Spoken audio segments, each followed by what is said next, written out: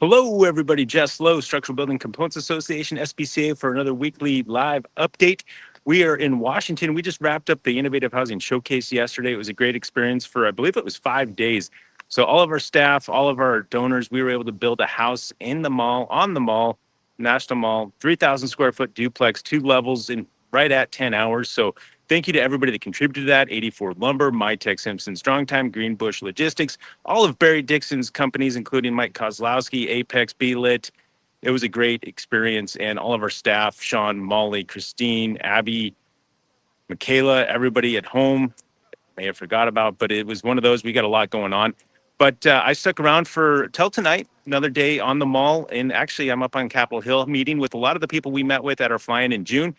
Senator Tim Scott's office, Senator Sheehy, Senator Grassley. I actually got to see Senator Grassley this morning, so pretty exciting time there. Really just talking about housing availability, affordability, and what we can do as a structural building components industry and association to help out with that. So I'm going to have another probably 4 or 5 meetings yet this afternoon. Looking forward to that. But wanted to check in, let you know that the IHS was a great experience.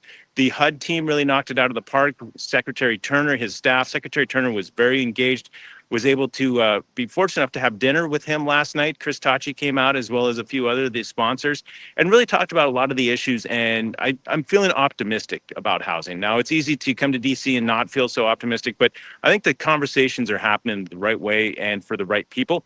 Now, it's going to be an all of the above solution, but components definitely play a role in that. We're looking forward to being part of that conversation and make sure that we continue to be the best way to frame. So obviously this week we were talking about the process. So not only I'm just using roof trusses, but let's use the roof trusses, the floor trusses, and the wall panels all together with that process.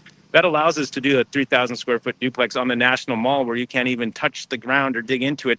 And we can bring that to really anywhere in the nation. So that's where our component manufacturers need to come alongside us and articulate what kind of products they want to use. Like if they're only roof and maybe they get into floor, maybe they get into wall, but really articulating that to not just here in DC, but to everybody nationally, to where we can be a solution for the housing affordability issues. So things I'm talking about today with the staffers that I'm meeting with, obviously tariffs, lumber prices, it seems like I'm seeing word about curtailment and whatnot.